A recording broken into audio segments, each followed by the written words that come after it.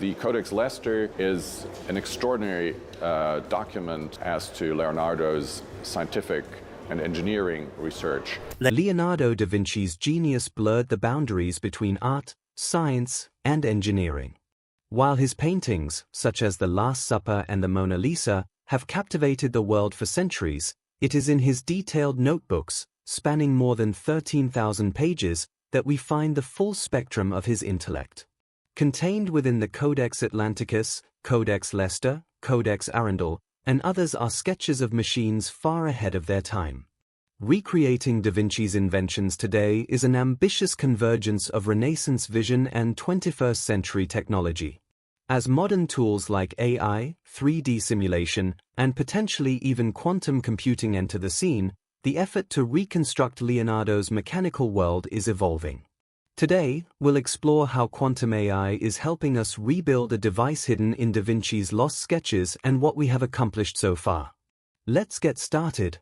Bringing Da Vinci's vision to life. The earliest known physical reconstructions of Leonardo's machines began in the 19th century, during a time when Europe experienced a surge of interest in Renaissance figures and their contributions to modern knowledge. This period coincided with the Romantic movement and a growing respect for historical science. One of the first institutions to systematically interpret and reconstruct Da Vinci's designs was the Istituto e Museo di Storia della Scienza in Florence, now known as the Museo Galileo. Founded in 1927, the museum began producing wooden models of Leonardo's inventions as part of its mission to celebrate Italy's scientific heritage. These early models, based on drawings from the Codex Atlanticus and other manuscripts, focused primarily on Da Vinci's mechanical devices, such as pulleys, gears, cranes, and hydraulic systems. Crafted by artisans under the guidance of historians and engineers, these reconstructions were limited by their time's understanding of Da Vinci's engineering logic, but they laid the groundwork for bigger stuff. More sophisticated interpretations followed in the 20th century. By the late 20th and early 21st centuries, the recreation of Da Vinci's machines took on a more precise, multidisciplinary character. One of the most significant modern institutions leading this effort is the Leonardo III Museum in Milan, which opened in 2013. Located in the Galleria Vittorio Emanuele II, just steps from the Piazza del Duomo, the museum is home to over 200 interactive models of Leonardo's inventions, many of which were digitally reconstructed and then physically built. Among the most famous are the aerial screw, often considered a precursor to the modern helicopter, the self-propelled cart, regarded as an early example of autonomous vehicle engineering, and the mechanical lion, a robot-like device commissioned by King Francis I of France in 1515. Interestingly, each of these inventions had never been built during Leonardo's lifetime, either because of technological constraints or because they were conceived as theoretical exercises.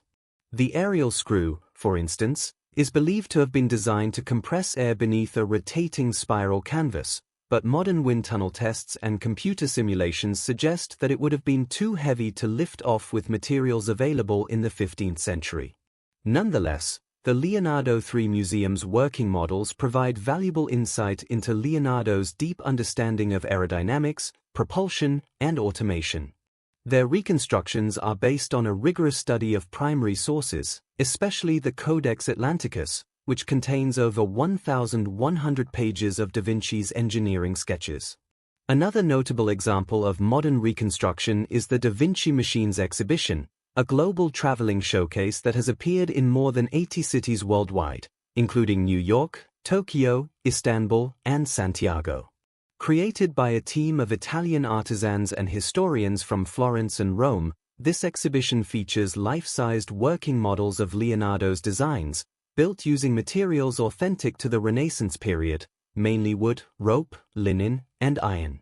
The exhibition includes hands-on replicas of Da Vinci's bridges, water-lifting devices, military machines, and flying devices, all based on meticulous analysis of his notebooks.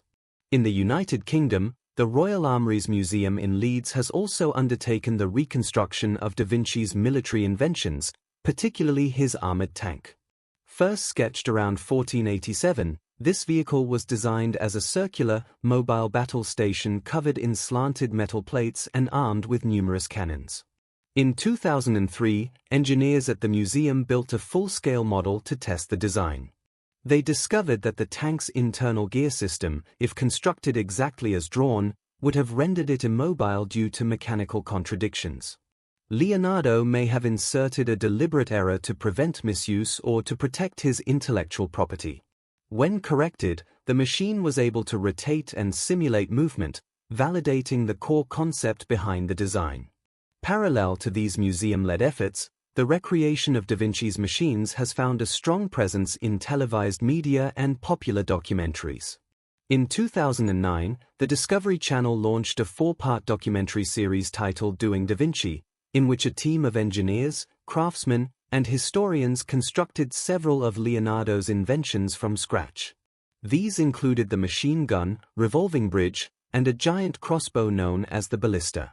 The team used only tools and materials that would have been available in Da Vinci's time to test the feasibility of the designs under real-world Renaissance conditions.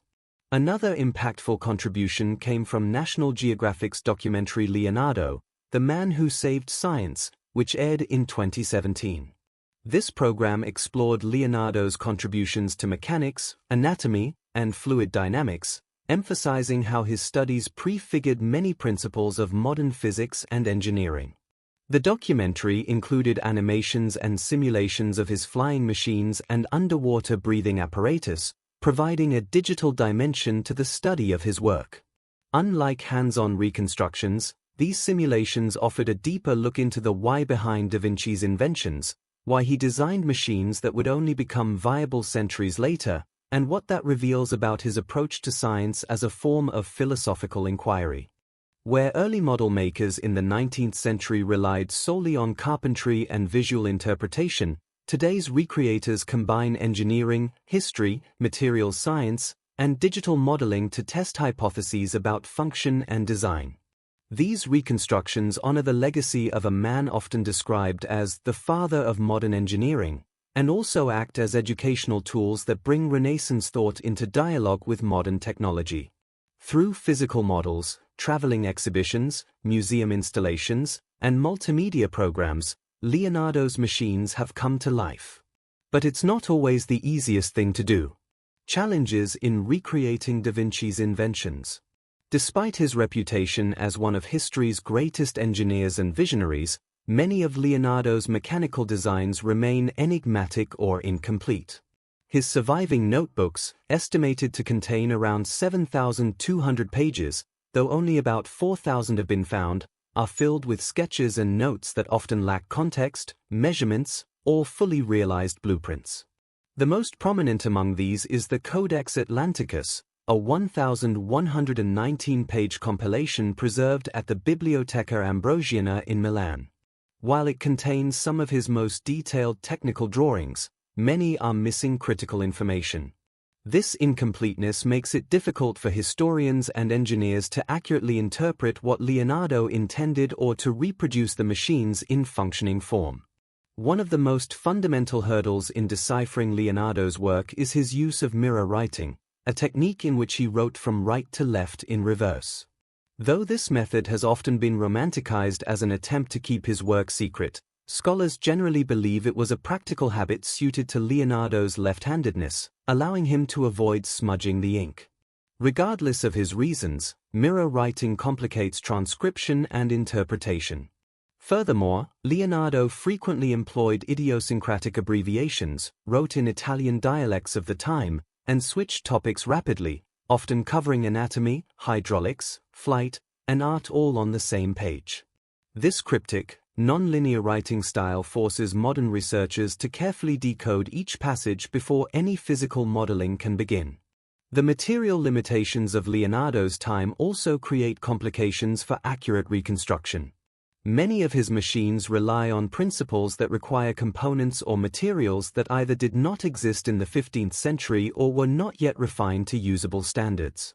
For example, in his designs for flying machines and the aerial screw, considered an early conceptual ancestor to the helicopter, Leonardo envisioned lightweight frames made of reed or linen combined with tight-wound springs and pulleys.